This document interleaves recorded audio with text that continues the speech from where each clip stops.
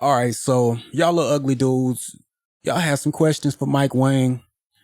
And I mean, here he is. The man, the myth, the legend is answering questions. Day one. We just got gameplay today. Go watch that video. Make sure you like this video. Subscribe to the page. If you're new, hit that bell notification and all that. But here we are with this Q&A. We're about to answer some questions. We're about to get some questions answered that you might have had. If you're new here and you're new to 2K, I'll do some in-depth explaining. But this is Mike Wang. You can go follow him on Twitter. He is the gameplay director for NBA 2K. He is basically that guy, head honcho. What you want to know? So we're gonna get some questions answered. We need answers. We need answers. Let's get to it. All right. So the first question we have for Mike Wang. You guys asked Mike, will there still be RNG in shooting? If you don't know what RNG is random number generator. It's a random number generator implemented in some of the mechanics in the game in order to maybe keep things fair, maybe keep things from being a little bit too OP. So what a RNG would do in your shooting, if you're new here, what RNG would do in your shooting is pretty much roll the dice, and depending on what your dice land on, you would get either a hit or a miss. So it's basically like, say every 5 shots, your 6th shot would be random number generated. So it would just keep things fair pretty much. But, so the answer to his question, he says no, there will be no RNG shooting. There has always been some element of RNG in every past version of NBA 2K, including NBA 24, excuse me. NBA 2K26 will be the first version to feature a completely pure green window. On pro or lower difficulties, you can still make whites, but otherwise it's green or miss. Green bean. So if you don't understand any of what I just said, it's a foreign language, I suggest you subscribe here, hit that bell notification, and make sure that you're supporting, liking the video so that we can get everybody up to speed. Basically what a green or miss is, or what a green is, when you shoot the ball perfectly, you get a perfect release on your shot in NBA 2K, you will get a green notification from the game. It will make a green spot underneath your player or somewhere on the screen. There will be green somewhere. And then you can they give you animations you can equip that are green. There's green. There's just green somewhere. If you shoot almost wrong, you will get a yellow. If you shoot completely wrong, you will get a red notification. So the green notification basically tells you that you were perfect, spot on. So in the higher difficulty levels of the game, when you put the game on anything above pro, basically you're going to be shooting only greens go in. Only green releases go in. Perfect releases go in. And it's completely cosmetic, to be honest. If we could go in depth, but not so much cosmetic to the point where it's not giving you proper feedback. So there we have it with that. There's no RNG. We're shooting on a green and miss situation. And get your thumbs ready. Get your thumbs ready for that. No RNG is going to be crazy. I don't know if we're going to know how to act without RNG in the game. So, I mean, hey, I can't wait, honestly, with that. Knowing that there's no RNG, I can't wait to get there. The next question, moving right along, that you guys had for Mr. Mike the Wang. You guys wanted to know, are there instant greens in NBA 2K26? If you don't know what an instant green is, this is referring to how fast will we get our shot feedback? How fast will I see my green release, my green notification for my release on the screen? So in other years, in some past years, they had moved the green notification to after the shot went in. In some iterations of the game, they had the green notification pop up instantly before the shot even went in. So you could just turn around and walk off like Steph Curry. And basically the answer for this year is, this year we have made the jump shot sellies and shot feedback dynamic based on the quality of the shot. It factors in the shooter's ratings, defensive coverage, and shot timing or tempo for rhythm shots. So you have an excellent release on a wide open shot with a good shooter. you will get an instant green. So basically what he's saying there is it's dynamic. It changes with the quality of the shot. So we're getting both this year. It's kind of crazy. Jump shot celebrations and green releases are going to be dynamic, is going to be something I'm interested in seeing. I'm interested in seeing. Can I talk? Can I even talk? Kobe, help me. Yeah, I'm interested in seeing what's really going to come of fruition with that. You know what I mean? What is it going to look like in game, and how is it going to really function, and how good can we even shoot? I mean, man, look, I hope shooting is not diabolical, but moving forward, moving right along. What is the next question we have here? I don't even know why this one is a question, if we're being honest. Are there different shot meter options? I don't even use a meter. I don't know how many of you are out here using your meter still. You get a boost for turning your meter off. So, I mean, why is this even? Answer. Your answer is all of the shot meter options from 2K24 and 25 are available to choose from this year, including the new default meter that you saw in the courtside report video. So yeah, basically, yes, your shot meter options are here. Okay. Gosh. All right, bet. This is a good one. This is a good one. We need answers to this one. Are there any changes to the shot contest system? If you're new here, the shot contest system is basically defense, basically defending your shots, defending the shooter. And it was terrible in 25. It was terrible in 25. It was basically you have to jump or you really don't get any contests. And I mean, it was, I would say, realistic. You got shooters out there that need a hand in their face in order to really hit a good shot.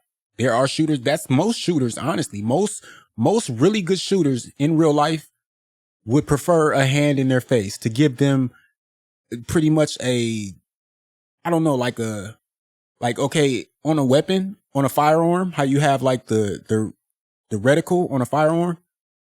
There are very elite shooters out there that use a hand in their face as pretty much a reticle or iron sights so that they can get a really good aim on what they're doing. So, I mean, some people use the hand in their face to their advantage. So, okay, basically the answer to this question for us this year, are there any changes to the shot contest system? There have been a number of changes to the contest system, logic. So the logic has been changed. We've rebalanced the effectiveness of hands up, no jump contest, and jumping contest to better reflect how shots are impacted in real life. We're also showing coverage percentages in full shot feedback again. I'm loving to hear this. I'm loving to hear this. We're going to double down because I love this one. Last year, well, in 25, you pretty much were irrelevant if you didn't jump. This year, I would really love to be in a situation where I don't have to jump and sell out completely to a shot, because I mean, leaving your feet is pretty much the last thing I want to do. When it comes down to it, it's like the last option for me. Unless I'm perfectly timing a block at the rim, I'm really not trying to leave my feet, out there on the perimeter. So this is a plus. This is a big plus for me. Okay, moving right along. The next question that we have from Mr. Mike Wang: are there any changes to how adrenaline bars work? If you're new here, I'm going to explain everything like as if you're new. And if you aren't new, bear with me. We're getting there. Are there any changes to the adrenaline bars? What adrenaline bars are just, we've had 3 adrenaline stamina bars underneath our player. You can get a burst of speed 3 times, basically. After that, you're kind of tired. You know what I mean? And that's in addition to your regular stamina bar that you have underneath your players. So, I mean, you can't just run around here willy-nilly. You have a stamina bar. You will run out of stamina each play in each possession. So that's that. You have 3 stamina bars. And he's asking, are they coming back in 2K26? Or are there any changes to them? The answer to that question: adrenaline will function very close to what you're used to from NBA 2K25, but they have been some minor tweaks. For example, if you spam too many escape moves in a short amount of time, it will drain a bar. Okay, so he's limited your dribbling. You can't really Do too many. You can't chain together too many escapes, basically, is what he's saying right here. And hopefully that's limited to just that, because we may find out down the line that there are other chain together moves that if you're spamming dribbles, you might be caught out there. You might be losing stamina from spamming dribbles. Hopefully that's the gist of it. Hopefully it's only on too many escape moves. We may not know until down the line. We may not know fully until down the line. So we might need more clarification on that. But hopefully that is the gist of it, that if you just do too many escapes, then it's just that. You've just escaped yourself out of some stamina. So, I mean, I don't know. Not gonna lie, that's an L. Kobe. That's the first L that I see. All right, moving right along. Next question, is there still a high risk, low risk reward setting? So if you're new here, once again, high risk and low risk reward settings were shot settings. So you can play on a high difficulty setting, which would give you a boost to your shot, to make your shot. You could play on low risk, which will make it easy for you to shoot, but you wouldn't really get a boost on your green percentage window. So basically, no, there's no shot timing. I mean, there's no high risk, high reward, low risk, low reward shot profiles anymore. They took all that out the game. I feel like that was splitting the game somehow anyway. Honestly, I feel like that was messing the game up. I'll go in depth on that down the line, but no, it's gone. They've taken it out of the game. Shot and layup timing, risk reward settings have been removed. Everyone will play on the same playing field in NBA 2K26. That's a W. That's a rare W. I didn't think that was going anywhere. It's a rare W. Okay, so the next question wants to know, how do height/attribute restrictions work for the custom layups? If you didn't watch the last video and you don't know anything that's going on with the layups have been split into sections. You don't just order a layup package now. You equip specific layups for each different variation of a layup. So basically, they want to know, how do the height and the attribute restrictions work for custom layups? And the answer is, height and rating restrictions are similar to NBA 2K25 for the new custom layup packages. So if you qualify for a specific player's layup package in 2K25, you'd also qualify for all of that player's individual normal, reverse, quick scoop, floater, Euro, hop, step, and spin packages in NBA 2K26. So even though they're broken down into sections, if you qualify for one of that player's layups, you qualify for each variation of that player's layup. And that's pretty cool. I mean, that works out. I figured that's how that would work anyway. The next question wants to know, can you use a quick protect even without a defender reaching on you? And does it use adrenaline? Now, if you don't know anything about the quick protect system, I suggest you go watch the last video to get up to speed with what quick protect is talking about. And we will be going through the courtside report in depth to break down all of these features, all these new features. But in essence, the quick protect is a ball handler protection scheme, the L2 protect the ball scheme. It's been in the game, but it's been reworked with Pro Play this year. And basically what we're looking at for this answer, you can use quick protect at any time, even with no one around you. And it does not consume adrenaline. That's pretty much perfect. That's perfect. And that's what I would think. That's what I thought would be the situation out of that. Okay, our next question is a perfect question. I'm really in love with this question right here.